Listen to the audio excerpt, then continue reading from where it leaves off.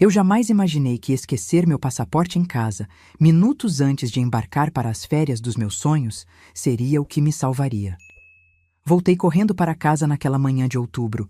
Meu vizinho Daniel me puxou para dentro da minha própria casa, trancou a porta com as mãos tremendo e sussurrou com desespero: Dona Clara, pelo amor de Deus, não saia ainda. Você precisa ver isso agora, antes que seja tarde demais. Mas antes de continuar, confira se você já está inscrito no canal e escreva nos comentários. De onde você está assistindo este vídeo? Meu nome é Clara Mendes, tenho 68 anos e passei os últimos 6 meses planejando aquela viagem. 2 semanas em Portugal, o país dos meus pais, conhecendo as aldeias de onde vieram, pisando na terra que tanto ouvira falar nas histórias da minha infância. Seria minha primeira viagem internacional, meu presente de aposentadoria para mim mesma, depois de 42 anos trabalhando como professora. Acordei às 5 da manhã daquela quinta-feira, com o coração acelerado de ansiedade boa. Minha mala estava pronta há 3 dias, revisada e re-revisada. Meu filho Rafael havia insistido em me levar ao aeroporto, o que me deixou feliz. Ultimamente ele andava tão distante, tão ocupado com a própria vida, que qualquer gesto de atenção me aquecia o coração. Ele chegou pontualmente às 6, junto com Amanda, minha nora há 5 anos. Ela estava estranhamente animada, sorridente demais para aquela hora da manhã. Que viagem incrível você vai fazer, sogra, ela disse, me abraçando apertado. 2 semanas inteiras longe de tudo, deve estar tão empolgada. E eu estava. Coloquei a mala no porta-malas do carro de Rafael e entrei no banco de trás, apertando minha bolsa no colo. Foi só quando estávamos a 10 minutos do aeroporto que senti aquele frio na barriga, aquela sensação de que algo estava errado. Abri a bolsa com as mãos trêmulas e revirei tudo. Carteira, celular, óculos, remédios, documentos, mas não o passaporte. Rafael, meu filho, precisamos voltar, eu disse, sentindo o pânico subir pela garganta. Esqueci meu passaporte. Vi pelo retrovisor a expressão dele mudar completamente. Por uma fração de segundo, foi puro pânico, quase raiva. Mas passou tão rápido que pensei ter imaginado. Mãe, tem certeza? Procura bem na bolsa, disse Amanda, se virando no banco da frente. Já procurei 3 vezes. Está na minha cômoda, tenho certeza. Deixei lá ontem à noite depois de conferir a validade. Minha voz saiu embargada. Como eu podia ter sido tão descuidada? Rafael bateu no volante com força. Droga, mãe! A gente não tem tempo para isso. Seu voo é daqui a 2 horas. Eu sei, me desculpa. Senti as lágrimas ameaçarem descer. Mas sem o passaporte não posso viajar. Ele fez o retorno brusco, fazendo os pneus chiarem. O caminho de volta para casa foi tenso, silencioso, pesado. Amanda digitava freneticamente no celular e Rafael dirigia como se estivesse fugindo de algo. 20 minutos depois, estacionamos em frente à minha casa. Era uma casa simples, térrea, com 3 quartos, que eu havia comprado com muito sacrifício aos 35 anos, quando finalmente consegui juntar entrada suficiente com o meu salário de professora. Meu santuário, meu refúgio, meu maior orgulho. Vou buscar rápido, eu disse saindo do carro. A gente espera aqui, disse Rafael, nem se dando ao trabalho de desligar o motor. Corri até a porta da frente, procurando a chave na bolsa. Foi quando ouvi a voz do meu vizinho. Dona Clara. Daniel morava ao lado há 15 anos. Era um homem quieto, na casa dos 50, engenheiro aposentado que passava os dias cuidando do jardim e mexendo em eletrônicos. Quase não conversávamos além dos cumprimentos educados, mas ele sempre foi gentil, sempre oferecia ajuda quando via que eu precisava. Mas naquele momento, Daniel não parecia gentil, parecia desesperado. Ele atravessou o jardim dele em 3 passadas largas e agarrou meu braço com força. Dona Clara, por favor, entre comigo, rápido, é urgente. Daniel, eu não posso, estou atrasada, preciso pegar meu passaporte e... É sobre isso. Ele olhou para o carro onde Rafael e Amanda esperavam, depois para mim. Seus olhos estavam vermelhos, como se não tivesse dormido. Por favor, confie em mim. Só 5 minutos. É sobre seu filho. Meu coração disparou. O que tem o Rafael? Ele está bem? Ele está... Por favor, venha ver. Você precisa ver antes de viajar. Algo no tom de desespero dele, algo na urgência daqueles olhos cansados me fez concordar. Olhei para o carro. Rafael estava mexendo no celular. Amanda olhava pela janela para o lado oposto. Nenhum dos dois prestava atenção em mim. Entrei na minha própria casa e Daniel entrou logo atrás, fechando a porta. Para minha surpresa, ele girou a chave, trancando-nos por dentro. Daniel, o que você está fazendo? Senti medo pela primeira vez. Me desculpe, Dona Clara, mas se eu não fizer isso, você vai sair, vai viajar e quando voltar pode ser tarde demais. Ele estava quase chorando. Eu gravei tudo, todas as conversas. Eu não estava bisbilhotando, eu juro, mas minha câmera de segurança capta áudio de parte do seu quintal. E ontem à noite... O que aconteceu ontem à noite? Daniel puxou o celular do bolso com mãos tremendo tanto que quase deixou cair. Seu filho e sua nora estiveram aqui. Você não estava. Tinha ido na farmácia. Eles trouxeram um corretor de imóveis. O mundo começou a girar devagar ao meu redor. O quê? Eles estavam mostrando sua casa para possíveis compradores, Dona Clara. E tem mais, muito mais. Senta, por favor. Minhas pernas cederam e eu me sentei no meu próprio sofá, aquele que comprei há 20 anos em uma liquidação e que ainda estava firme e confortável. Daniel sentou ao meu lado e apertou play em um vídeo. A imagem era granulada, em preto e branco, mostrando meu quintal lateral. O ângulo da câmera dele pegava perfeitamente a área perto da minha janela da cozinha. E lá estavam Rafael e Amanda, junto com um homem de terno que eu não conhecia, caminhando pelo meu quintal como se fossem os donos. Daniel aumentou o volume. A data e hora no canto da tela mostravam 18 de outubro, 19h47, ontem à noite, enquanto eu estava fora. A voz de Rafael soou clara. Como podem ver, o terreno é amplo. A casa precisa de algumas reformas, mas a estrutura está boa. Minha mãe Ela cuidou bem do lugar. E quando podemos fazer a vistoria completa? Perguntou o homem de terno. Foi Amanda quem respondeu, com aquela voz doce que ela sempre usava comigo. Em 2 semanas, ela vai estar fora, viajando. Teremos todo o tempo do mundo. Ela sabe que vocês estão vendendo? Perguntou o corretor. O silêncio que se seguiu durou uma eternidade. Então Rafael disse, com uma voz que eu nunca tinha ouvido antes, fria e calculada. Ela vai saber quando precisar saber. Rafael, eu preciso ter certeza de que isso é legal, disse o corretor, soando desconfortável. É completamente legal, garantiu Amanda. Temos procuração. E além disso, quando ela voltar da viagem, ela já vai estar onde precisa estar. Que é onde? O corretor parecia confuso. No Recanto da Paz, disse Rafael. É um lar de idosos. Muito bom, aliás. Ela vai adorar. E a gente já tem tudo acertado. O médico que vai assinar o laudo de incapacidade, os documentos legais, tudo. Senti como se tivessem arrancado todo o ar dos meus pulmões. Meu filho. Meu único filho. O menino que eu carreguei, que eu criei sozinha depois que o pai dele nos abandonou. Que eu alimentei, vesti, eduquei, paguei faculdade particular trabalhando em 2 empregos. Daniel pausou o vídeo e me olhou com uma compaixão que partiu meu coração. Tem mais, Dona Clara. Tem muito mais. Eles ficaram conversando por quase 20 minutos. Mostra, eu disse, embora minha voz tivesse saído como um sussurro. Mostra tudo. Ele apertou play novamente. Vi meu filho e minha nora darem uma volta completa pela minha casa, apontando janelas, discutindo o valor do imóvel, planejando reformas e conversando, sempre conversando. A procuração que ela assinou no mês passado nos dá direito legal de vender, explicou Amanda ao corretor.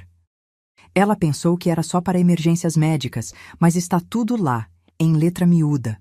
Podemos tomar decisões financeiras em nome dela. E ela não vai contestar? O corretor ainda parecia hesitante. Rafael deu uma risada amarga. Quando ela voltar de Portugal, já vai estar internada.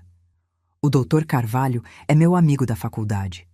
Ele vai assinar que ela tem demência avançada, que não pode mais viver sozinha. Com o laudo médico e a procuração, a gente tem controle total. Mas ela... Ela parece bem, disse o corretor. Acabei de vê-la entrando no carro de vocês. Não parece ter nada errado com ela. Ela está bem agora, admitiu Amanda. Mas em 2 semanas, oficialmente, ela não vai mais estar. Papelada é uma coisa maravilhosa. O corretor ficou em silêncio por um momento. Olha, eu trabalho com imóveis há 20 anos. Já vi muita coisa. Isso parece errado. Você vai ganhar sua comissão ou não? A voz de Rafael cortou como uma lâmina. Se não quer o trabalho, eu acho outro corretor. Tenho 3 na lista. Eu quero o trabalho, disse o corretor rapidamente. Só estou me certificando. Então está certificado, disse Amanda.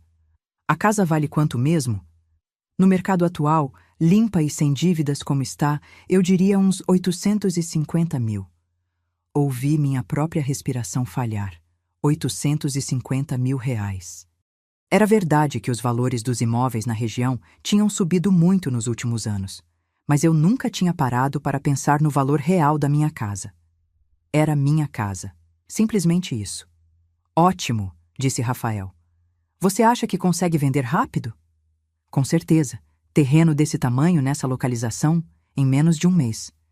Daniel pausou novamente e me encarou. Eu estava chorando, as lágrimas descendo silenciosas pelo meu rosto, mas eu nem tinha percebido. Tem mais, ele disse gentilmente. Depois que o corretor foi embora, eles ficaram, conversaram mais, sobre você, sobre os planos deles. Eu preciso ouvir, eu disse, limpando as lágrimas com as costas da mão. Preciso saber tudo. Daniel passou o vídeo para frente até outro trecho. Agora eram apenas Rafael e Amanda, sentados nos degraus da minha varanda dos fundos. Aquela varanda onde eu tomava café todas as manhãs, onde eu lia meus livros nas tardes de domingo. 2 anos, Amanda estava dizendo. 2 anos fazendo papel de nora dedicada, 2 anos aguentando os almoços de domingo, as histórias repetitivas, os conselhos não solicitados. Eu sei, disse Rafael, acendendo um cigarro. Eu nem sabia que ele fumava. Imagina para mim, são 40 anos ouvindo como ela se sacrificou por mim, como trabalhou duro, como abriu mão de tudo. Ela é tão dramática, concordou Amanda. Sempre a mártir, sempre a vítima. E meu coração, que eu pensei já estar despedaçado, encontrou novas maneiras de se partir. Mas vai valer a pena, continuou Rafael. 850 mil da casa, mais as economias dela. Ela tem uns 200 mil na poupança, não tem? Por aí, mais a aposentadoria, que a gente vai controlar enquanto ela estiver no asilo. 1 milhão, Rafael calculou. 1 milhão, mais ou menos. Dá para comprar aquele apartamento que você quer no Leblon. E abrir meu salão de beleza, acrescentou Amanda, animada. Sempre quis ter meu próprio negócio. E eu finalmente posso sair daquele emprego de merda e investir em alguma coisa que preste. Eles ficaram em silêncio por um momento. Então Amanda perguntou. Você acha que ela vai sofrer? No asilo? Rafael deu de ombros. Sinceramente? Não me importo. Ela viveu a vida dela. Fez as escolhas dela. Agora é nossa vez. Você realmente não sente nada? Amanda soou genuinamente curiosa. Ela é sua mãe. Ela é a pessoa que me criou, corrigiu Rafael. Não é a mesma coisa que amar alguém. Eu nunca pedi para nascer. Nunca pedi para ela fazer todos aqueles sacrifícios. Ela escolheu isso, não eu. E agora ela tem que aceitar as consequências. Daniel desligou o vídeo. Ficamos sentados ali, no meu sofá, em silêncio total. Lá fora, ouvi o som de uma buzina. Provavelmente Rafael. Impaciente.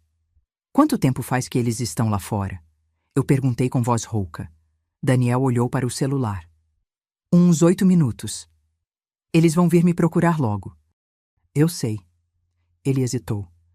Dona Clara, eu pensei muito antes de te mostrar isso.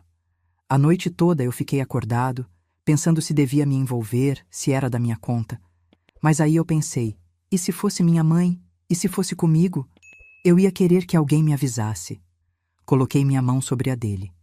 Você fez certo, Daniel. Você salvou minha vida. Outro toque de buzina, mais insistente. O que você vai fazer? Ele perguntou. Eu me levantei, sentindo uma clareza estranha tomando conta da minha mente. A dor ainda estava lá, aguda e profunda como uma facada, mas havia algo mais.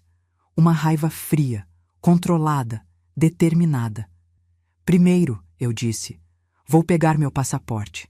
Depois vou cancelar essa viagem. E então... Olhei para Daniel com uma expressão que o fez recuar um pouco. Então vou lembrar ao meu filho exatamente com quem ele está lidando. Subi até meu quarto com as pernas tremendo, cada passo pesando, como se eu carregasse o mundo nas costas. Meu passaporte estava exatamente onde eu tinha deixado, em cima da cômoda de madeira que comprei em um brechó há 30 anos. Peguei o documento com as mãos ainda trêmulas e olhei ao redor do quarto. Tudo ali tinha uma história. A colcha de retalhos que minha mãe fez antes de morrer. A foto emoldurada de mim e Rafael quando ele tinha 5 anos, sorrindo sem dentes da frente no parque. O espelho antigo onde eu me arrumava todas as manhãs antes de ir trabalhar. 42 anos dando aula para crianças, moldando futuros, fazendo diferença. E meu próprio filho planejava me jogar em um asilo e roubar tudo que eu construí. Desci as escadas e encontrei Daniel ainda na sala, olhando pela janela com cuidado. Eles estão ficando nervosos, ele disse. Rafael desceu do carro e está olhando para cá. Deixa ele olhar. Minha voz saiu mais firme do que eu esperava. Daniel, você pode me enviar todas essas gravações? Tudo que você tem? Já enviei enquanto você estava lá em cima. Deve estar no seu e-mail. Abracei aquele homem que mal conhecia, aquele vizinho quieto que tinha se tornado meu salvador. Obrigada. Obrigada por se importar. Toma cuidado, Dona Clara, ele disse baixinho. Pessoas capazes de fazer o que eles estão fazendo são capazes de qualquer coisa. Abri a porta da frente com o passaporte na mão e uma máscara de normalidade no rosto. Rafael estava parado no meio do jardim, de braços cruzados, visivelmente irritado. Finalmente! Que demora foi essa, mãe? Estamos super atrasados. Desculpa, filho. Estava procurando o passaporte e acabei... Me distraí um pouco. Vi o olhar que ele trocou com Amanda, ainda dentro do carro. Um olhar que dizia claramente: viu? Ela já está ficando confusa. Vai ser mais fácil do que pensamos. Entrei no banco de trás novamente, apertando o passaporte contra o peito. Rafael voltou a dirigir em velocidade acima do limite, cortando o trânsito, buzinando para carros mais lentos. Estava desesperado para me colocar naquele avião. Mãe, disse Amanda, se virando para me olhar com aquele sorriso falso que eu agora reconhecia perfeitamente. Você guardou todas as chaves da casa com a gente, né? Para a gente poder ir lá, regar suas plantas, pegar a correspondência. Claro, as plantas que eu nem tinha. Eles queriam acesso livre à casa enquanto eu estivesse fora. Guardei sim, menti. Está tudo com vocês. Ótimo, ela pareceu aliviada. A gente vai cuidar de tudo direitinho. Pode viajar tranquila. Tranquila. A palavra ecoou na minha cabeça com ironia amarga. Chegamos ao aeroporto às 8h15. Meu voo era às 10. Rafael estacionou na área de desembarque e desceu para pegar minha mala do porta-malas. Bom, mãe, boa viagem. Ele me abraçou rapidamente, mecanicamente. Aproveita bastante. Espera, eu disse, segurando o braço dele. Eu preciso conversar com vocês dois. É importante. Vi o pânico atravessar o rosto dele por uma fração de segundo. Mãe, você vai perder o voo. Não vai demorar. Olhei nos olhos dele, aqueles olhos castanhos iguais aos meus. Rafael, eu quero te fazer uma pergunta. E quero que você seja honesto comigo. Tá. Que pergunta? Amanda desceu do carro, se aproximando com cautela como um animal sentindo perigo. Você me ama? A pergunta saiu simples, direta. Rafael piscou, confuso. Que pergunta é essa, mãe? Claro que eu te amo. Você é minha mãe. Não é isso que eu perguntei. Minha voz estava calma, controlada. Eu perguntei se você me ama, de verdade, ou se apenas tolera minha existência porque achou que um dia ia herdar alguma coisa. O silêncio que se seguiu foi revelador. Rafael abriu a boca, fechou, abriu de novo. Amanda colocou a mão no ombro dele, um gesto de apoio que me deu vontade de rir. Mãe, que conversa é essa? Rafael finalmente disse, tentando soar indignado, mas saindo apenas nervoso. De onde você tirou uma ideia dessa? Responde à pergunta, Rafael. Eu te amo, ele elevou a voz, chamando a atenção de pessoas passando. Pelo amor de Deus, você está ficando paranoica. Será que isso é coisa da idade? Você anda esquecendo coisas, se confundindo. Eu não estou confusa, cortei ele. Estou mais lúcida do que nunca, na verdade. Amanda se intrometeu com aquela voz melosa. Sogra, a senhora está nervosa por causa da viagem. É normal. Primeira vez saindo do país é muita ansiedade. Amanda, eu disse calmamente, olhando direto nos olhos dela. Quanto tempo você acha que aguenta fazer papel de nora dedicada? Mais 2 anos? 3? Vi a cor sumir do rosto dela. Que diabos você está falando? Rafael estava ficando agitado agora. Mãe, sério, você precisa embarcar. A gente conversa quando você voltar? Eu não vou embarcar. Silêncio total. Até o barulho do aeroporto pareceu sumir. O quê? Rafael finalmente disse. Eu disse que não vou embarcar. Cancelei a viagem. Você... quando? Agora mesmo, pelo celular, enquanto procurava o passaporte. Outra mentira, mas uma necessária.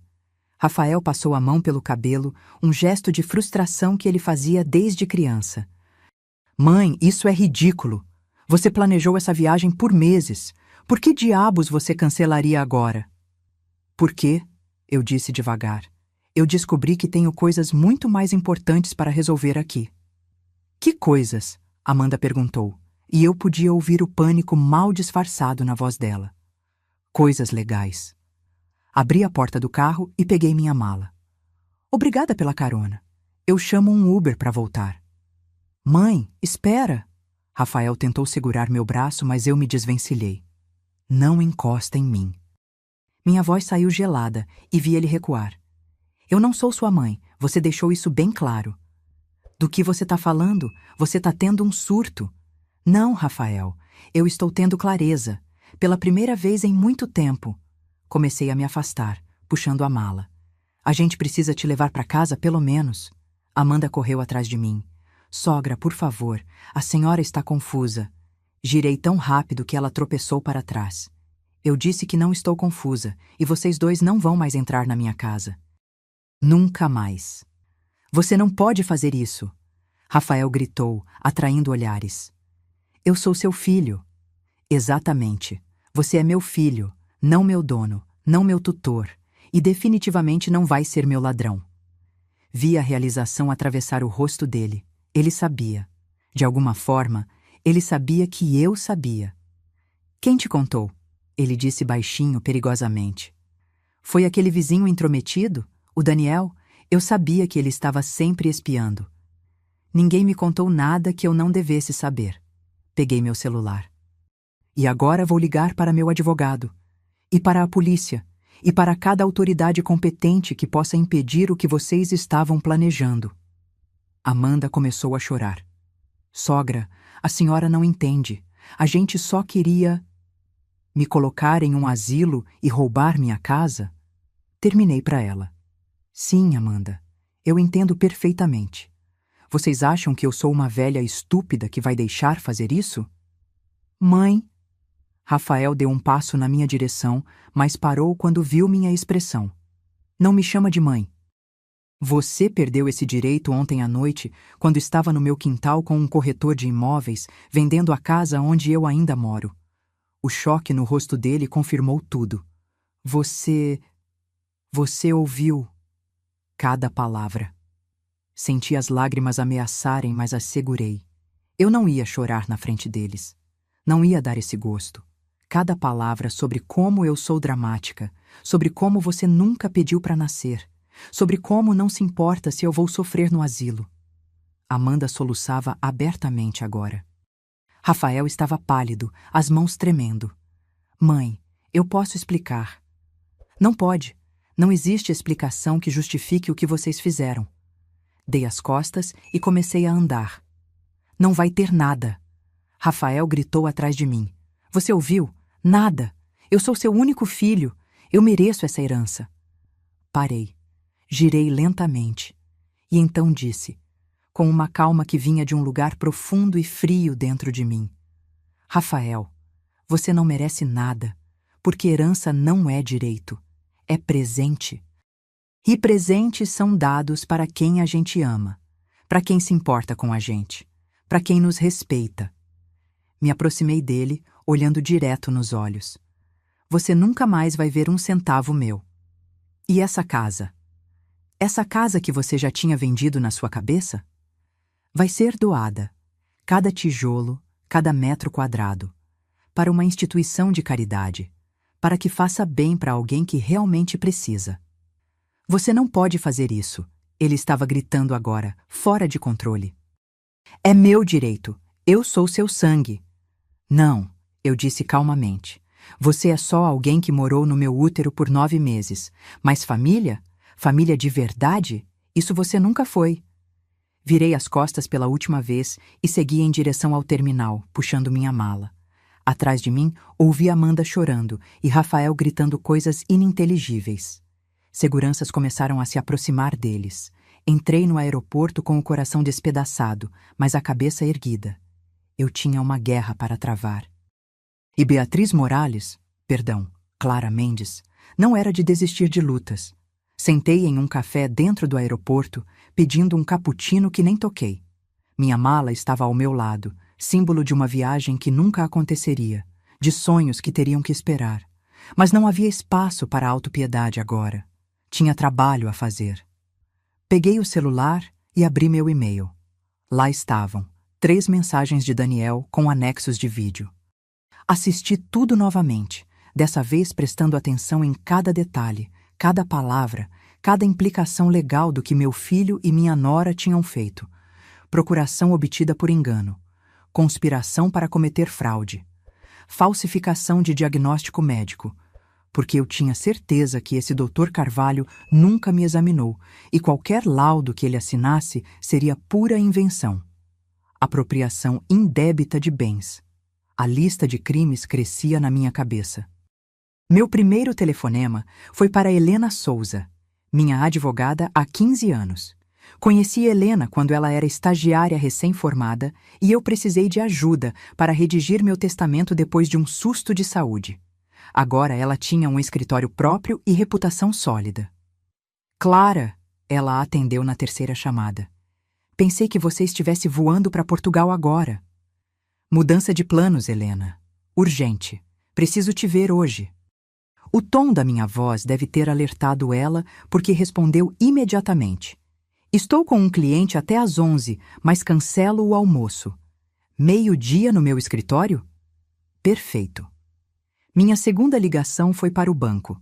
Falei com meu gerente, Eduardo, que conhecia minha situação financeira melhor que ninguém. Senhor Eduardo, preciso revogar imediatamente qualquer procuração que esteja ativa nas minhas contas. Dona Clara, aconteceu alguma coisa? Sim. E vou precisar de um histórico completo de todas as transações dos últimos 6 meses. Todas.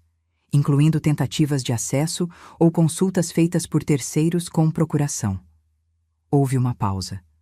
A senhora suspeita de alguma irregularidade? Mais do que suspeito. Tenho provas. Posso passar aí daqui a 1 hora? Estarei esperando. E Dona Clara? Vou já bloquear qualquer movimentação que não seja feita pessoalmente pela senhora, por segurança. Obrigada, Eduardo. Terceira ligação, minha amiga Mariana, que trabalhava no Departamento de Registros Públicos. Conheci ela em um curso de artesanato há 10 anos e mantínhamos contato regular.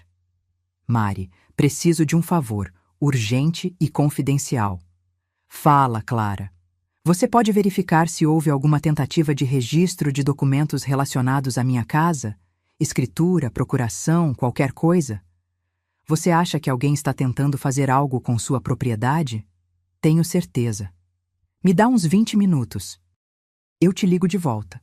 Chamei um Uber e, durante o trajeto de volta para casa, comecei a fazer uma lista mental de tudo o que precisava fazer.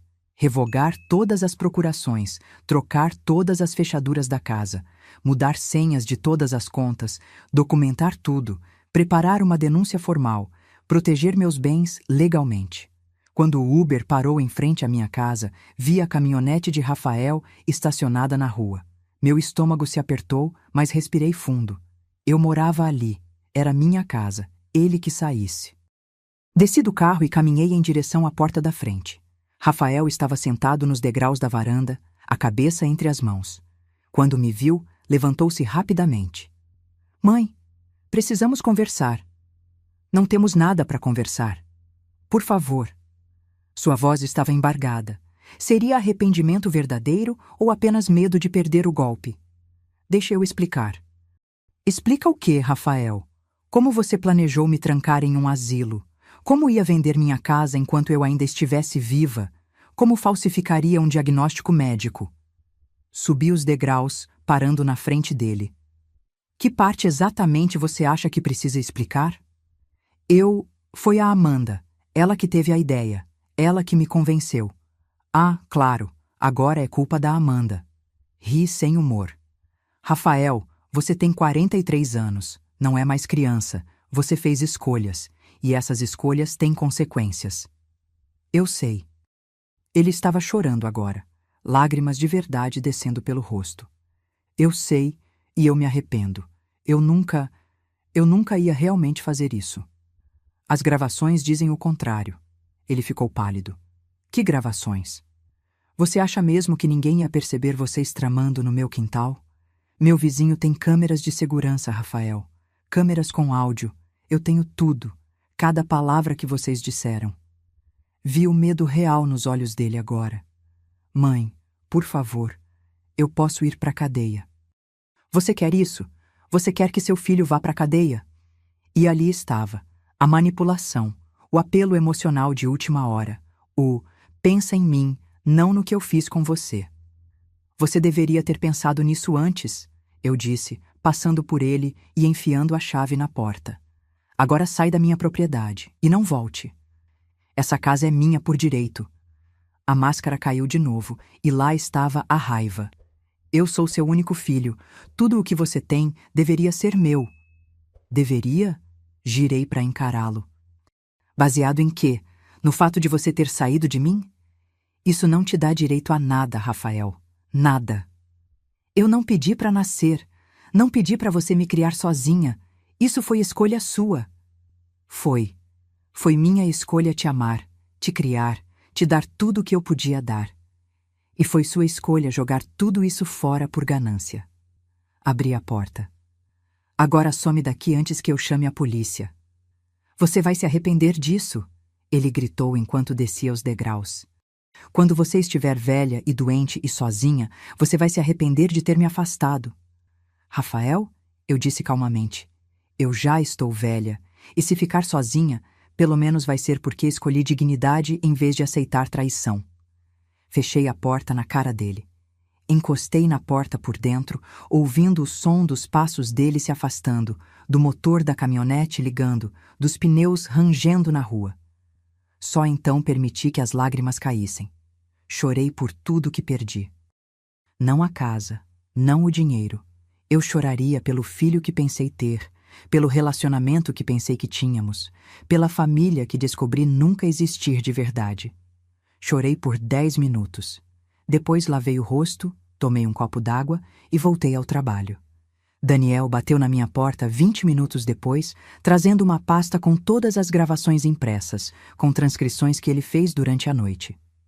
Pensei que você fosse precisar disso, ele disse timidamente. Em formato físico, para levar para o advogado. Daniel, eu não sei como te agradecer.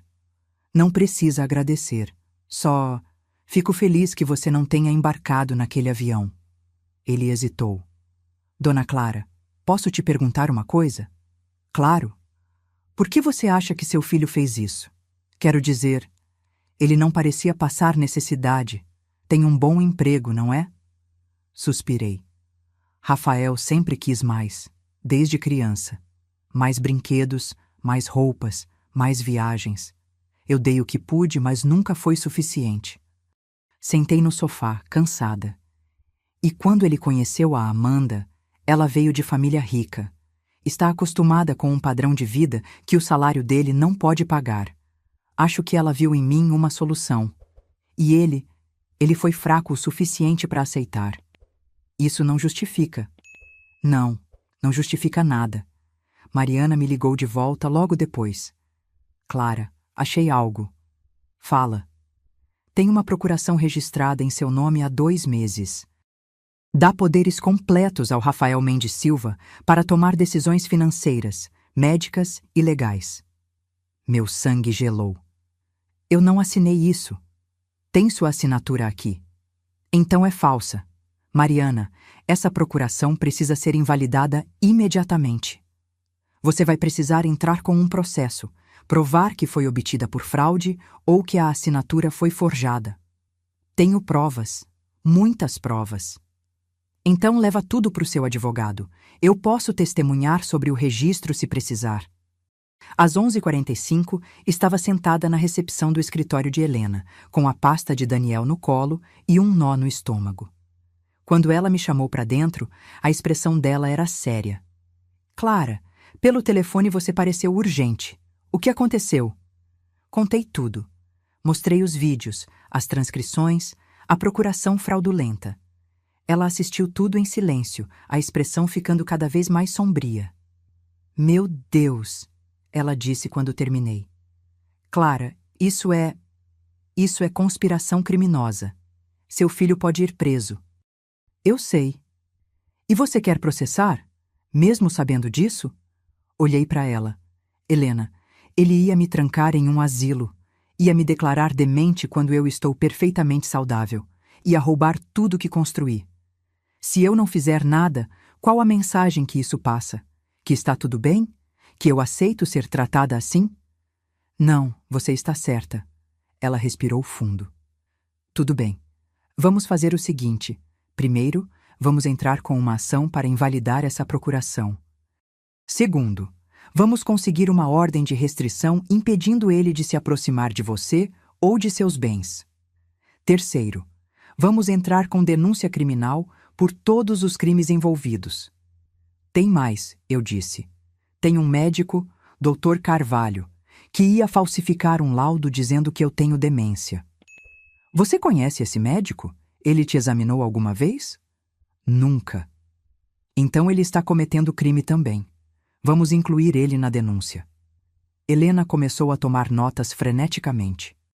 Clara, essa vai ser uma guerra feia. Você está preparada? Porque quando isso se tornar público, quando Rafael e Amanda forem denunciados, você vai perder mais do que um filho. Vai perder a imagem de família que vocês mantinham. Essa imagem já morreu, eu disse calmamente.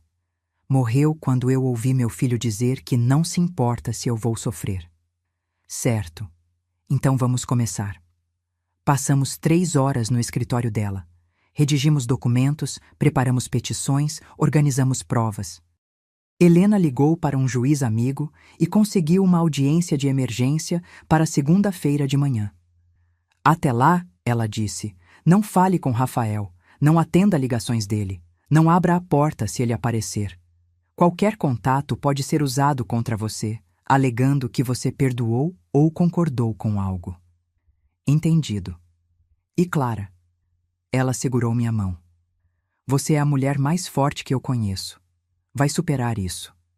Não me senti forte quando saí dali. Me senti cansada, quebrada, velha. Mas tinha uma coisa que eu ainda era, determinada. O fim de semana foi o mais longo da minha vida. Rafael me ligou 47 vezes. Amanda, 23. Bloqueei ambos os números. Mudei todas as fechaduras da casa na sexta à noite, chamando um chaveiro 24 horas que Daniel me recomendou. Instalei um sistema de segurança novo, com câmeras em todas as entradas.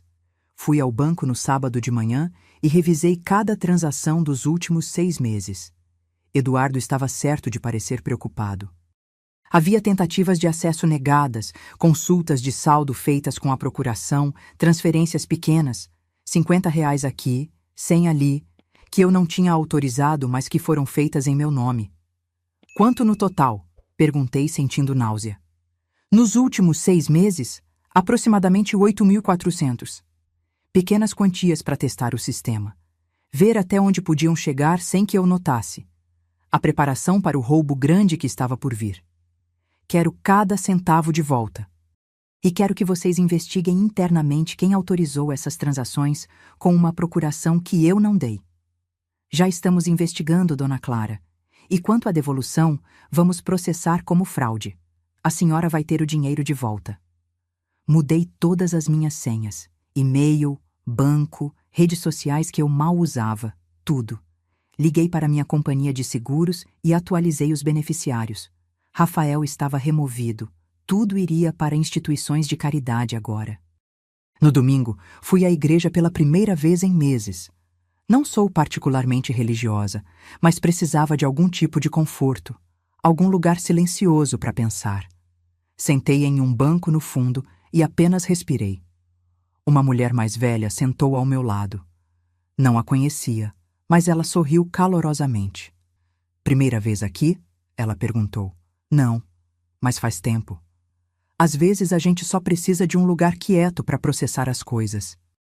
Ela tinha que ter uns 80 anos, cabelos completamente brancos, mãos enrugadas, mas olhos gentis. Sou Terezinha. Clara. Clara, posso te dizer uma coisa? Uma coisa que aprendi em 84 anos de vida? Pode. As piores traições vêm de quem a gente mais ama. Mas as maiores forças também nascem dessas traições, porque é quando a gente aprende do que é realmente capaz. Olhei para ela surpresa. Como você sabe? Conheço esse olhar.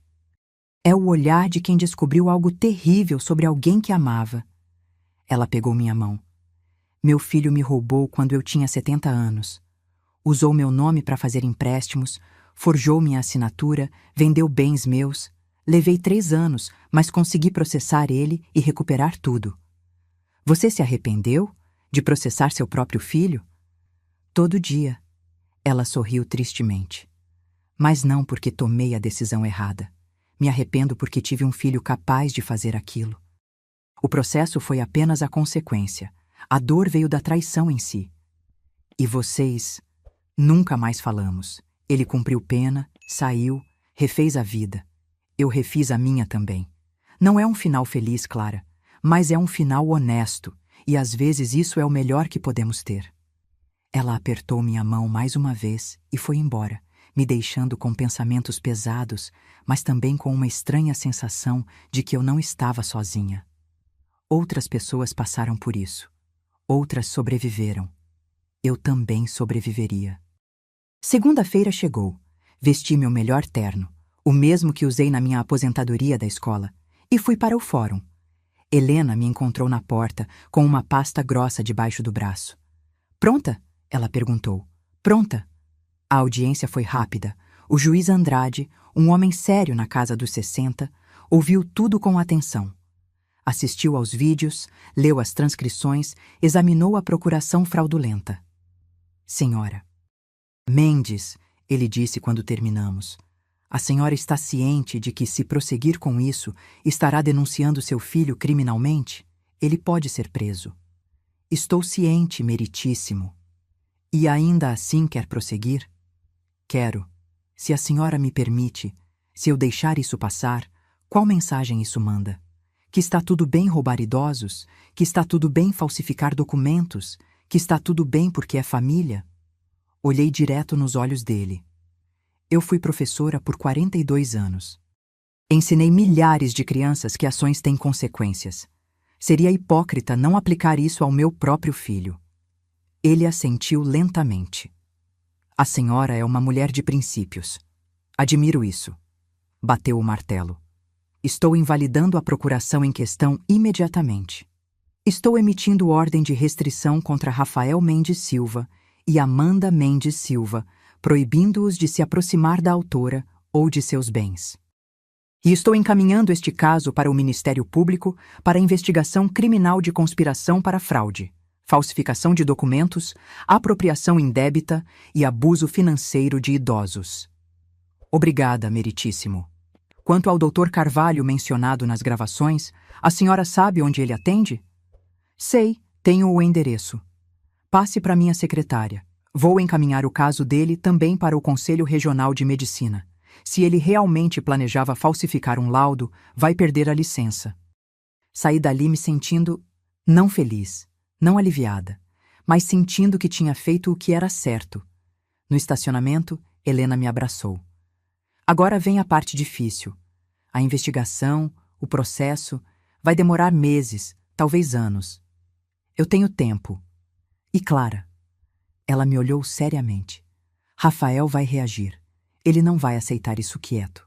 Prepara-se para ele tentar contato, para ele tentar manipular, para ele aparecer com desculpas ou ameaças. Mantém distância. Qualquer contato tem que ser através de mim. Entendido. Mas Helena estava certa. A reação veio mais rápido do que imaginei. Naquela mesma noite, por volta das 8, minha campainha tocou insistentemente. Olhei pela câmera de segurança nova que tinha instalado e vi Amanda parada lá, sozinha, chorando. Não abri. Sogra, por favor, ela gritou através da porta. Eu sei que a senhora está aí. Por favor, me deixe explicar. Peguei meu celular e liguei para Helena. Amanda está na minha porta. Não abre, não conversa. Está gravando? Olhei para o sistema de segurança. Está gravando. Ótimo, deixa ela falar. Tudo o que ela disser pode ser usado depois. Assisti pela câmera enquanto Amanda chorava e implorava. Sogra, foi tudo culpa do Rafael. Ele me obrigou. Ele disse que se eu não participasse do plano, ia me deixar. Ela limpou o nariz no manga da blusa. Eu não queria fazer isso. Eu juro, eu gosto da senhora. Mentira.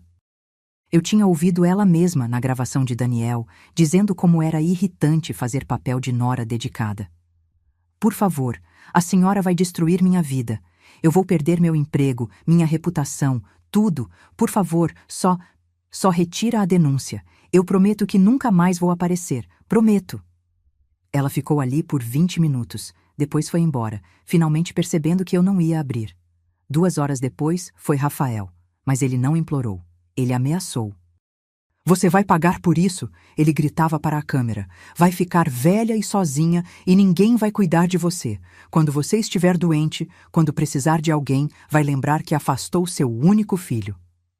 Liguei para a polícia. Eles vieram, viram a ordem de restrição e levaram Rafael embora com um aviso. Se voltasse, seria preso.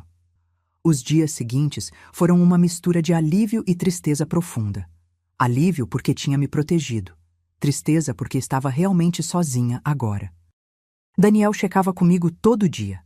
Trazia comida às vezes, alegando que tinha cozinhado demais. Ficamos amigos de verdade, unidos pela circunstância estranha que nos juntou. Você não se arrepende? Ele perguntou uma noite, enquanto tomávamos chá na minha varanda. De denunciar? Não. Me arrependo de ter criado um filho capaz disso. Mas de me defender? Nunca.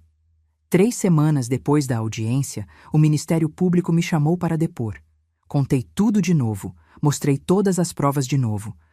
O promotor era um homem jovem, sério, determinado. Senhora Mendes, seu caso está abrindo precedente. Estamos investigando mais profundamente e descobrimos que este não é um caso isolado. O Dr. Carvalho já falsificou laudos para outras famílias. Já temos mais 3 vítimas que se apresentaram. Mais 3 pessoas que quase foram roubadas pela própria família. Exatamente. E todas com o mesmo padrão: procuração obtida por engano, diagnóstico falso de demência, internação forçada, apropriação de bens. Meu Deus! Por isso seu caso é tão importante. Se conseguirmos condenar todos os envolvidos, vamos mandar uma mensagem clara. Esse tipo de crime não vai ser tolerado. Saí dali me sentindo parte de algo maior. Não era só sobre mim. Era sobre todas as pessoas idosas sendo abusadas, roubadas, descartadas pela própria família. Mariana me ligou naquela noite. Clara, vi no sistema. Seu caso tá causando onda aqui. Como assim? Tem jornalistas pedindo acesso aos documentos públicos. Seu caso vai virar notícia. E virou. Uma semana depois, tinha uma repórter na minha porta. Recusei entrevista, mas isso não impediu que a história vazasse. Professora aposentada denuncia filho por tentar roubá-la e interná-la em asilo, dizia a manchete. Meu telefone não parava de tocar. Antigos alunos me ligando, oferecendo apoio, colegas professoras me visitando. Vizinhos que eu mal conhecia batendo na porta para dizer que estavam orgulhosos da minha coragem. Mas a ligação que mais me marcou foi de uma mulher que não conhecia. Dona Clara, meu nome é Marisa. Vi sua história no jornal e... eu precisava ligar. Porque minha mãe, ela passou por algo parecido há 5 anos, mas ela não teve coragem de denunciar. E ela morreu ano passado, sozinha, em um asilo, enquanto meu irmão vivia na casa dela. A voz dela quebrou. Eu queria ter sido tão forte quanto a senhora. Queria ter protegido ela, mas não fui, e agora é tarde demais. Marisa, eu disse gentilmente, nunca é tarde demais para fazer o certo. Você pode denunciar agora. Pode processar seu irmão agora. Posso? Pode. E deve. Depois daquela ligação, percebi algo. Minha história não era só minha.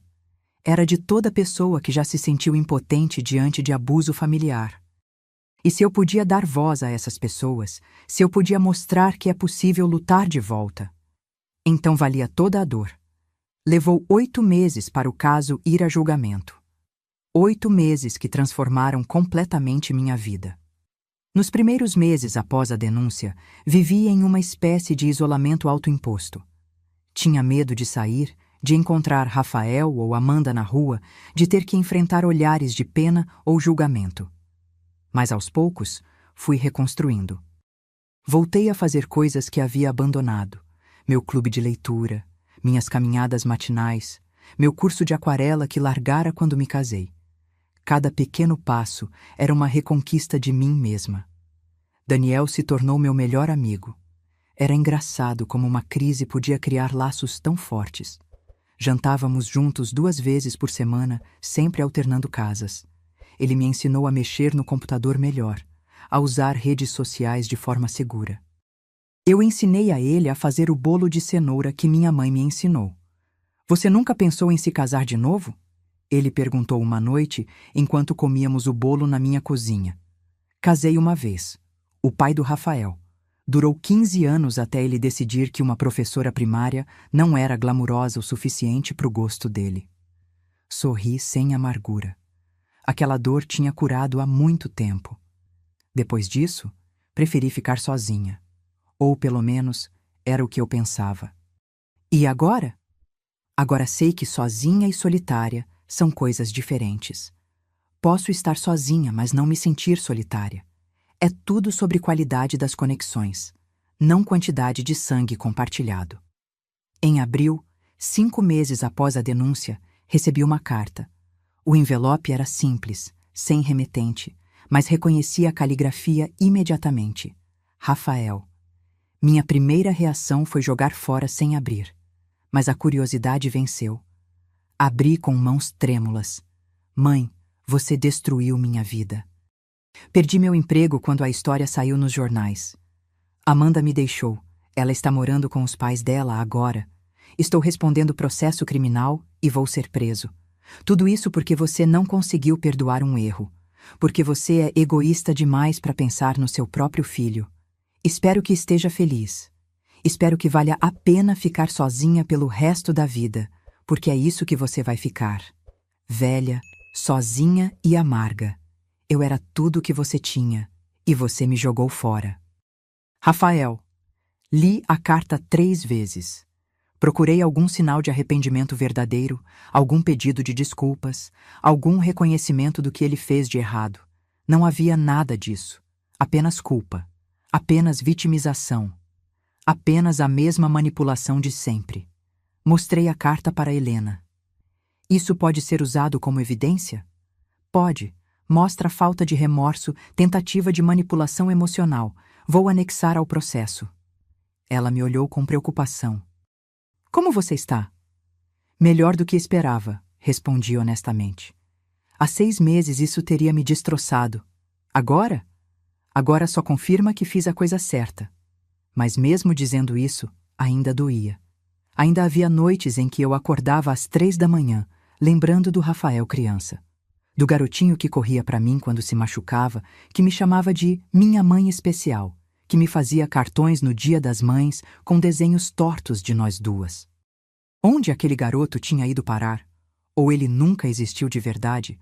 Só existiu na minha imaginação de mãe esperançosa. O trabalho da investigação continuou. O Dr. Carvalho foi preso e o Conselho Regional de Medicina cassou sua licença permanentemente. Descobriram que ele tinha falsificado mais de 15 laudos nos últimos 3 anos, todos para famílias querendo declarar idosos incompetentes. Foi um escândalo que dominou os jornais por semanas. E cada vez que a história era mencionada, meu nome vinha junto. O caso que expôs o esquema de fraude contra idosos. Recebi centenas de cartas. Pessoas me agradecendo por ter tido coragem. Pessoas contando histórias similares. Pessoas pedindo conselhos sobre como se proteger. Uma carta em particular me marcou. Era de uma mulher de 85 anos chamada Estela.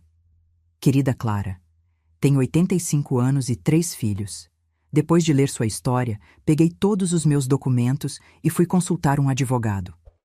Descobri que meu filho mais velho tinha obtido procuração e estava aos poucos transferindo meu dinheiro para contas dele. Se não fosse sua coragem de denunciar, de tornar público o que aconteceu com você, eu nunca teria suspeitado. Nunca teria checado. E estaria hoje sem nada. Você salvou mais do que sua própria vida, Clara. Salvou a minha, e provavelmente a de muitas outras, com gratidão eterna, Estela. Chorei quando li aquela carta. Chorei porque pela primeira vez desde que tudo começou, senti que havia propósito naquela dor. Que não foi tudo em vão. Em junho, 2 meses antes do julgamento, o promotor me chamou para uma reunião. Senhora Mendes, tenho uma proposta para a senhora. Que tipo de proposta?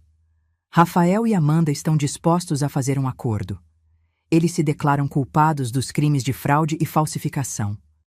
Em troca, o promotor pede penas reduzidas, 2 anos de prisão domiciliar em vez de cadeia, mais restituição financeira e serviços comunitários. E o que eu ganho com isso? Um julgamento mais rápido, menos exposição pública e a garantia de que vão ser condenados sem risco de um júri absolver. Pensei sobre isso. Parte de mim queria vê-los na cadeia. Queria que sentissem o peso completo das consequências. Mas outra parte estava cansada. Cansada da briga, cansada da exposição, cansada de reviver a traição toda vez que tinha que contar a história. Quanto de restituição financeira? Todo o dinheiro roubado, mais danos morais. Estamos falando de aproximadamente R$150 mil no total. E os serviços comunitários? 300 horas cada um, trabalhando em lares de idosos. Irônico, eu sei, mas é proposital. Queremos que eles vejam de perto o que quase fizeram com você. Refleti por um longo momento. Posso pensar sobre isso? Claro. Tenho que ter uma resposta até semana que vem. Conversei com Daniel sobre isso naquela noite. O que seu coração diz? Ele perguntou. Meu coração está confuso. Minha cabeça diz para aceitar o acordo. Menos estresse, fim mais rápido. Mas meu coração acha que eles merecem algo pior. E se você pensar não no que eles merecem, mas no que você merece? O que seria melhor para você? Aquela pergunta mudou minha perspectiva. O que eu merecia? Paz. Encerramento. A possibilidade de seguir em frente, sem ter que passar meses em um julgamento público, sem ter que sentar na mesma sala que Rafael, enquanto advogados dissecavam minha vida. Acho que vou aceitar o acordo, eu disse finalmente. E foi o que fiz. 1 semana depois, estava no fórum novamente, desta vez para a audiência de aceitação do acordo. Rafael e Amanda estavam lá, sentados com seus advogados, evitando meu olhar. O juiz leu os termos: culpa confessada em fraude, falsificação e tentativa de apropriação indébita. 2 anos de prisão domiciliar com monitoramento eletrônico. 300 horas de serviços comunitários. Restituição de R$150 mil. Ordem permanente de restrição. Eles não podiam se aproximar de mim, da minha casa ou fazer qualquer tipo de contato. As partes concordam com esses termos? Perguntou o juiz. Sim, meritíssimo, disseram os advogados de Rafael e Amanda. Senhora Mendes? Levantei. Sim, meritíssimo, mas gostaria de fazer uma declaração, se permitir. Prossiga. Olhei para Rafael pela primeira vez em meses. Ele estava magro, pálido, envelhecido. Amanda tinha cortado o cabelo curto e estava sem maquiagem. Pareciam pequenos, diminuídos. Rafael, comecei, e minha voz saiu firme. Você disse na sua carta que eu destruí sua vida, mas não fui eu. Você destruiu a sua própria vida quando decidiu que seu conforto material valia mais que a dignidade da sua mãe. Respirei fundo. Eu te perdoo. Não porque você merece, mas porque eu mereço paz. Mas perdoar não significa esquecer, e certamente não significa ter você de volta na minha vida. Virei para Amanda. Você, eu mal conhecia. Mas aprendi que algumas pessoas veem idosos não como seres humanos, mas como recursos a serem explorados. Espero que seu trabalho nos lares de idosos te ensine que pessoas velhas ainda são pessoas, ainda merecem respeito, dignidade, amor. Voltei para o juiz. Aceito o acordo, meritíssimo. E peço que parte da restituição financeira seja doada para o Fundo de Proteção ao Idoso, para ajudar outras vítimas de abuso familiar. Assim será feito, disse o juiz, batendo o martelo. Caso encerrado. Saí daquele prédio pela última vez, sentindo algo que não sentia há muito tempo. Leveza. Acabou. Finalmente, acabou. Helena me abraçou na escadaria. Você foi incrível lá dentro. Só quero ir para casa, eu disse. Quero tomar um chá, sentar na minha varanda e não pensar em processos ou traições por um tempo. Você merece. E foi exatamente isso que fiz. Cheguei em casa, preparei meu chá favorito de camomila, sentei na minha cadeira de balanço na varanda e, pela primeira vez em 8 meses, permiti que minha mente ficasse completamente em paz. O sol estava se pondo, pintando o céu de laranja e rosa. Meu jardim, que eu tinha negligenciado durante toda a turbulência, estava precisando de cuidados. Mentalmente já estava fazendo planos para revitalizá-lo. Daniel apareceu com uma garrafa de vinho espumante. Ouvi dizer que alguém aqui precisa comemorar. Como você soube? Helena me ligou. Espero que não se importe. Não me importo. Sorri genuinamente. Na verdade, fico feliz de não estar sozinha. Bebemos o vinho, conversamos sobre coisas sem importância, rimos de piadas bobas. E quando a noite caiu completamente, olhei para as estrelas e senti, pela primeira vez em muito tempo, gratidão. Gratidão por Daniel, que arriscou se envolver. Gratidão por Helena, que lutou por mim. Gratidão até pela dor, porque me ensinou do que eu era capaz. Sabe, eu disse para Daniel, durante muito tempo pensei que família era tudo, que sangue era o vínculo mais importante que existia. E agora? Agora sei que família é quem aparece quando você precisa, quem te protege, quem te respeita. Olhei para ele. Família é você, Daniel. Família é a Helena. Família é essa comunidade que se formou ao meu redor quando eu estava mais vulnerável. Ele sorriu, os olhos brilhando. Então acho que somos família. Acho que sim. E naquele momento, sentada na minha varanda com meu amigo ao lado, minha casa segura, meu futuro protegido, eu percebi que tinha algo que Rafael nunca teria. Verdadeira paz de espírito. Porque paz não vem de quanto dinheiro você tem ou de quantas propriedades você rouba. Vem de dormir à noite sabendo que você fez a coisa certa, mesmo quando foi difícil. E eu tinha feito a coisa certa. os meses seguintes ao acordo foram de reconstrução. Não apenas da minha vida, mas de mim mesma. Percebi que havia passado tanto tempo definida pelos meus papéis, professora, mãe, vítima, que tinha esquecido quem era Clara, simplesmente Clara. Voltei a pintar.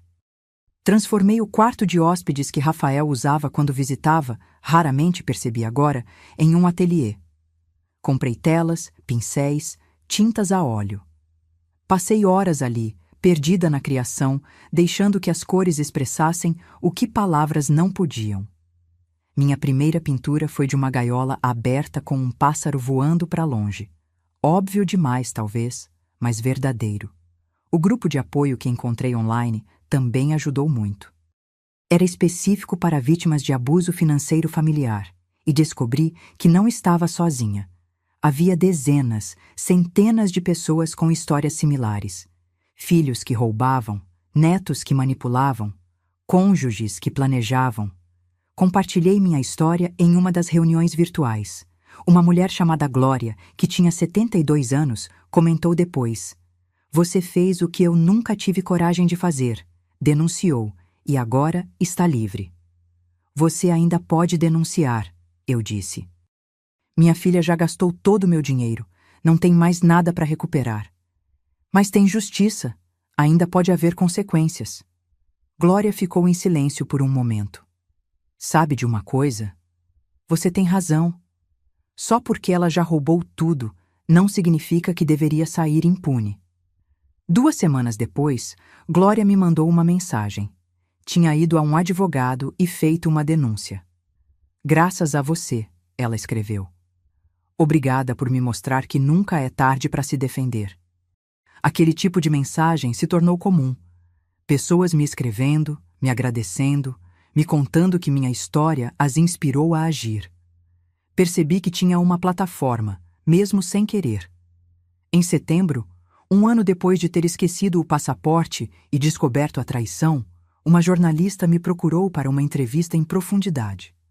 "Não só sobre o caso", ela explicou, "mas sobre o que você aprendeu, sobre como se reconstruir após uma traição familiar. Acho que muita gente precisa ouvir isso." Hesitei. Exposição pública ainda me deixava desconfortável, mas pensei nas glórias do mundo, nas estelas, em todas as pessoas sofrendo em silêncio. "Tudo bem", eu disse. "Vamos fazer." A entrevista aconteceu na minha casa. A jornalista, Paula, era uma mulher na casa dos 40 com olhos gentis e jeito respeitoso. "Me conta, Clara", ela começou. "Quando você descobriu o que seu filho estava planejando, qual foi seu primeiro pensamento?" "Que eu tinha falhado como mãe." A resposta saiu honesta, crua. "Porque como eu podia ter criado alguém capaz daquilo?" "E você ainda sente assim?" "Às vezes, mas estou aprendendo que eu não falhei. Eu fiz tudo o que uma mãe devia fazer. Dei amor, educação, valores." O que ele fez com tudo isso, as escolhas que ele tomou quando adulto, isso não é reflexo de mim. É reflexo dele. "Você chegou a confrontá-lo?" Perguntou por quê. "Não, porque qualquer resposta seria insuficiente. Não existe motivo bom o suficiente para fazer o que ele fez." "E Amanda, sua nora?" Suspirei. "Amanda veio de uma família rica. Acho que sempre viu pessoas mais velhas como recursos. Viu em mim uma fonte de dinheiro fácil. E Rafael? Rafael foi fraco o suficiente para concordar." "Você os perdoou?" "Perdoei por mim, não por eles. Carregar raiva é como tomar veneno e esperar que o outro morra. Eu escolhi soltar." "Mas você não quer eles de volta na sua vida." "Não. Perdão não significa reconciliação. Significa paz. E minha paz requer distância deles." A entrevista foi publicada em uma revista importante e posteriormente republicada online. Recebi milhares de mensagens, a maioria de apoio, algumas críticas. Como pode abandonar seu próprio filho? Família é família, devia ter perdoado de verdade. Mas uma mensagem em particular me chamou a atenção. Era de uma professora jovem, 28 anos, chamada Júlia. "Dona Clara, sou professora como a senhora foi. E tenho uma aluna, Isabela, que vive com a avó. Percebi que a avó estava ficando cada vez mais frágil, confusa, enquanto os pais da Isabela, filhos da avó, compravam carros novos, faziam viagens. Depois de ler sua história, reconheci os sinais. Conversei discretamente com a avó. Ela não sabia que tinha vendido a casa. Não sabia que tinha dado dinheiro aos filhos. Graças a você, consegui conectar ela com um advogado. Ela fez denúncia. E agora ela e a neta estão protegidas. Você salvou essa família, Dona Clara. Você está salvando tantas famílias apenas por ter tido coragem de contar sua história. Com imensa gratidão, Júlia. Chorei ao ler aquilo. Chorei porque significava que tudo, toda a dor, toda a exposição, todo o confronto, tinha valido a pena.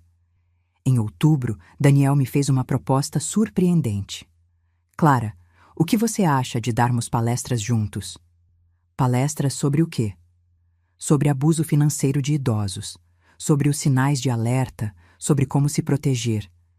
Eu posso falar do ponto de vista técnico, segurança residencial, proteção de documentos. Você fala do ponto de vista pessoal.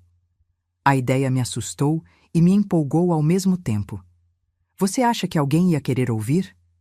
Clara, você recebe 100 mensagens por semana de pessoas querendo conselhos. Tem uma necessidade enorme de informação sobre isso. Então começamos. Primeiro em uma biblioteca local, para um grupo pequeno de 15 pessoas. Depois em um centro comunitário, para 50. Logo estávamos sendo convidados para falar em associações de aposentados, grupos de terceira idade, até em faculdades de direito. Cada palestra era catártica. Cada pessoa que vinha me agradecer depois, dizendo que agora sabiam o que observar, o que perguntar, como se proteger, cada uma delas validava minha decisão de tornar minha história pública. Conheci Terezinha de novo em uma dessas palestras. A senhora da igreja que tinha me contado sobre o filho dela meses atrás. Clara! Ela me abraçou calorosamente. Estou tão orgulhosa de você. Terezinha, que alegria te ver. Vim te contar uma coisa. Lembra que eu disse que nunca mais falei com meu filho? Lembro. Bem, ele me escreveu, depois de ver sua entrevista na revista. Disse que vendo outra pessoa passar pelo mesmo e ter coragem de denunciar, o fez perceber a gravidade do que ele fez comigo. Seus olhos estavam marejados. Não sei se posso perdoar completamente, mas estamos tentando conversar. Com supervisão de um terapeuta. Terezinha, isso é maravilhoso. É graças a você. Sua coragem deu coragem a ele também. Coragem de encarar o que fez. Nem toda a história termina assim, eu sabia. Rafael nunca me procurou com arrependimento verdadeiro. As cartas ocasionais que recebia dele, via advogado, respeitando a ordem de restrição, eram sempre cheias de autopiedade, nunca de responsabilidade. Mas estava tudo bem. Eu tinha construído uma nova vida. Uma vida cheia de propósito, de conexões verdadeiras, de paz. Em novembro, fiz 69 anos. Daniel organizou uma festa surpresa na minha casa. Havia 20 pessoas lá. Amigos novos, velhos colegas de escola, pessoas do grupo de apoio que tinham se tornado amigas, alunos que me acompanharam durante todos esses anos.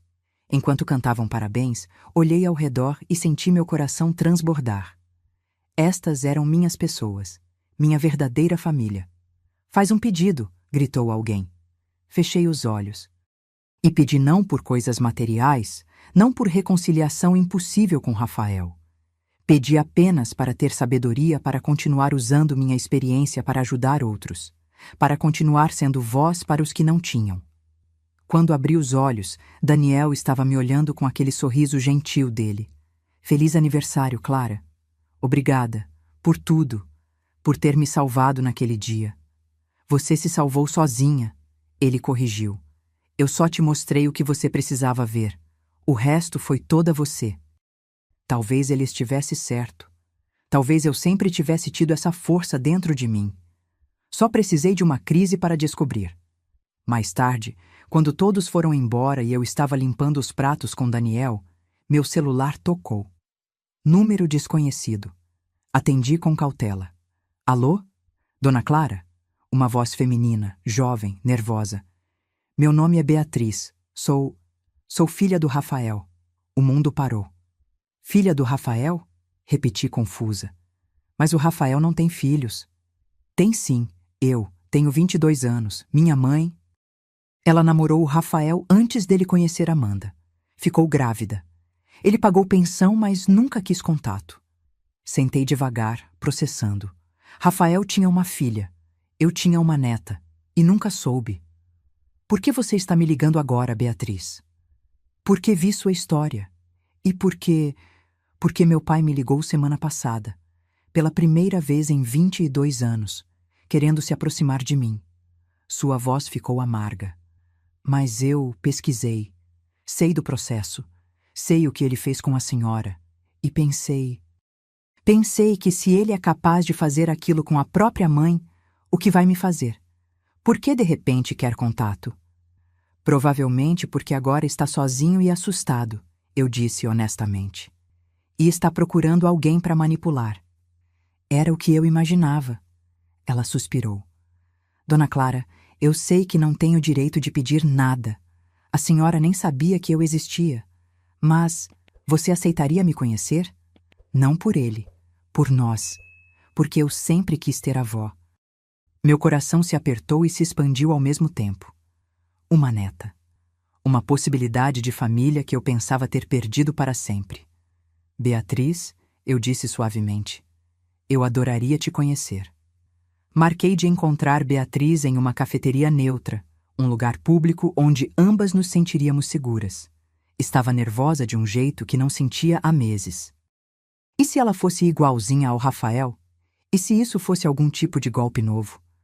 Mas quando a vi entrando no café, uma moça magra, de cabelos escuros presos em rabo de cavalo, óculos de armação redonda e um sorriso tímido, tudo que vi foi uma garota nervosa procurando conexão.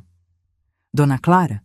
Ela perguntou, se aproximando da mesa que eu tinha escolhido perto da janela. Beatriz? Me levantei e impulsivamente a abracei. Ela era alta, mais alta que eu, e cheirava a lavanda. Quando nos separamos, havia lágrimas nos olhos dela.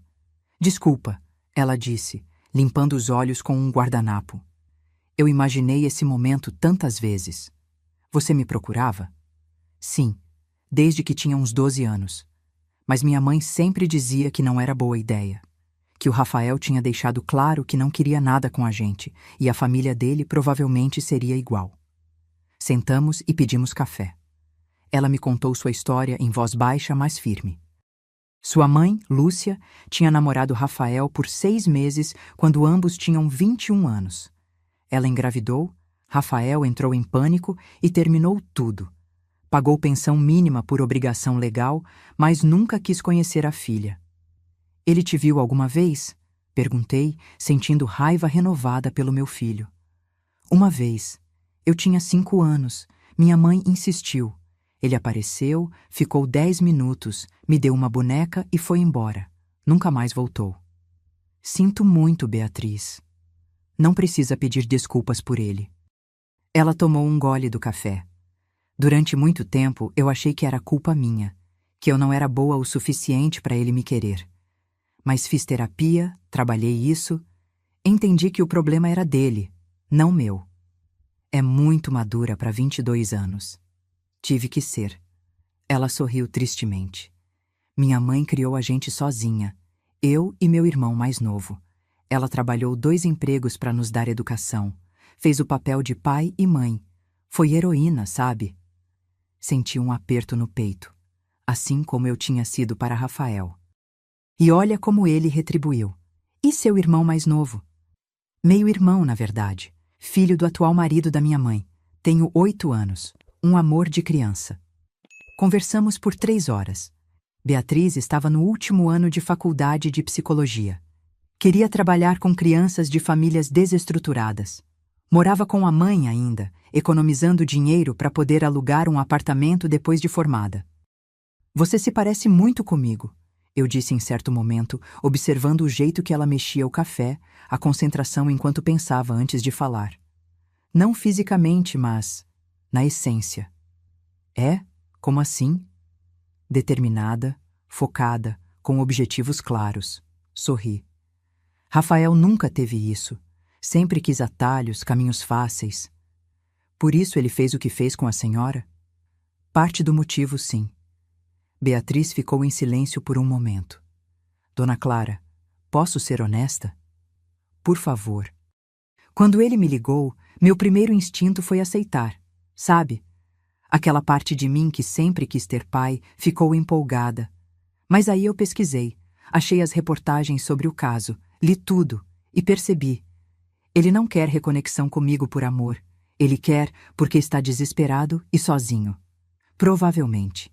E eu mereço mais do que ser plano B de alguém. Mereço ser escolhida de verdade, sabe? Você merece, concordei com veemência. E o fato de você reconhecer isso aos 22 anos te coloca anos-luz à frente de muita gente. Quando nos despedimos naquela tarde, trocamos números e fizemos planos de nos ver novamente. E enquanto caminhava de volta para casa, senti algo que não esperava sentir. Esperança renovada. Talvez família não fosse sobre sangue, afinal. Talvez fosse sobre escolha. E Beatriz tinha me escolhido, assim como eu a escolhi.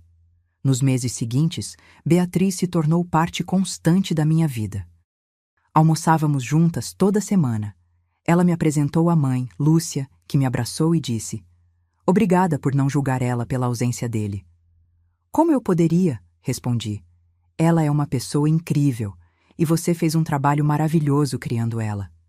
Conheci também o irmãozinho dela, Arthur, que me adotou imediatamente como vó Clara e insistia em me mostrar todos os desenhos que fazia na escola. Por primeira vez em anos, senti o que era ter família de verdade, não obrigação, não manipulação. Apenas amor genuíno. Daniel e Beatriz se deram bem instantaneamente. Ela o chamava de tio Daniel e ele adorava. Nosso pequeno núcleo de família escolhida cresceu para incluir Lúcia, Arthur, Helena, minha advogada que virou amiga, Mariana, do registro público e vários outros. Fizemos jantares mensais na minha casa. Comemoramos aniversários juntos. Criamos tradições. No Natal daquele ano, em vez de estar sozinha como imaginei que estaria, minha casa estava cheia de risadas, música, amor. "Brinde", disse Daniel, levantando a taça no meio do jantar. A Clara, que nos ensinou que família é quem aparece e que nunca é tarde para recomeçar. "Avó Clara", gritou Arthur, levantando seu copo de suco. Todos riram e brindaram. E eu, sentada à cabeceira daquela mesa, olhei ao redor e senti uma gratidão tão profunda que quase doía. Rafael me mandou uma carta em dezembro. Outra tentativa de contato via advogado. "Mãe, é Natal. Época de família. Época de perdão. Já cumpri metade da pena. Tenho sido modelo. Fiz todas as horas de serviço comunitário. Aprendi minha lição. Você não acha que já foi suficiente? Não podemos tentar reconstruir? Tenho uma filha. Você sabia? Beatriz. Ela não quer falar comigo, mas talvez se você interceder. Por favor, mãe, não me deixe passar o Natal sozinho. Seu filho, Rafael." Peguei uma caneta e papel e escrevi minha resposta. "Rafael, sim, conheço a Beatriz. Ela é uma jovem maravilhosa. E não vou interceder porque ela, como eu, merece paz. Merece estar cercada de pessoas que a amam de verdade, não que querem usá-la. Você diz que aprendeu sua lição, mas essa carta mostra o contrário. Ainda está manipulando. Ainda está usando emoção. É Natal, para conseguir o que quer. Ainda está tentando me fazer sentir culpada. Você não está sozinho por minha culpa. Está sozinho por suas escolhas. Quando você realmente aprender, quando puder escrever uma carta assumindo responsabilidade total, sem me culpar, sem pedir nada em troca, talvez possamos conversar. Até lá, cuide-se, Clara." Enviei via advogado e não recebi resposta. Parte de mim sentiu tristeza, a parte que ainda lembrava do garotinho que ele foi. Mas a parte maior, a parte mais forte, sentiu paz, porque eu tinha feito tudo o que podia. O resto era com ele. Em janeiro, 2 anos depois de esquecer aquele passaporte, eu finalmente fiz a viagem para Portugal que havia planejado. Mas não fui sozinha. Fui com Beatriz, Daniel e Lúcia. 4 dias explorando aldeias, comendo bacalhau, ouvindo fado. Em uma noite em Lisboa, sentados em um restaurante com vista para o Tejo, Beatriz me fez uma pergunta. Vó, você se arrepende de ter denunciado o Rafael, sabendo tudo que veio depois? Pensei cuidadosamente antes de responder. Não. Porque se eu não tivesse denunciado, estaria presa. Talvez não fisicamente em um asilo, mas emocionalmente, presa na raiva e na traição. A denúncia me libertou. E você acha que ele vai mudar algum dia? Não sei. Espero que sim, por ele. Mas não é mais minha responsabilidade garantir isso. Ela assentiu lentamente. Você me inspira, vó, sério. Ver você se reconstruir assim. Você me inspira também, eu disse honestamente. Ver você tão jovem, mas já com tanta clareza sobre o que merece, sobre limites saudáveis. Aos 22 anos, eu mal sabia quem eu era. Daniel levantou sua taça. Às mulheres fortes desta mesa e aos novos começos. Brindamos sob o céu estrelado de Lisboa e eu soube, com certeza absoluta, que estava exatamente onde deveria estar. Hoje, 3 anos depois daquele dia em que voltei para buscar o passaporte e Daniel me mostrou a verdade, minha vida é completamente diferente. Transformei minha história de dor em propósito. A fundação que criei com parte do dinheiro da restituição já ajudou 247 idosos vítimas de abuso familiar. Oferecemos assistência jurídica gratuita, apoio psicológico e educação sobre proteção financeira. Beatriz, agora formada em psicologia, trabalha na fundação em tempo parcial enquanto faz mestrado. Ela atende os casos mais sensíveis, adultos que estão processando os próprios filhos, pais que estão lute contra netos manipuladores. Daniel continua dando palestras comigo. Nossa última foi para uma plateia de 500 pessoas. 500 pessoas aprendendo os sinais de alerta, aprendendo como se proteger, aprendendo que nunca é tarde para se defender. Helena se tornou a advogada principal da fundação. Já ganhou 17 casos, todos contra familiares que tentaram roubar idosos. Mariana usa sua posição no registro público para nos alertar quando vê documentos suspeitos sendo registrados. Já evitamos 6 fraudes antes que acontecessem. Minha casa, que quase foi roubada, agora cedia reuniões mensais do grupo de apoio.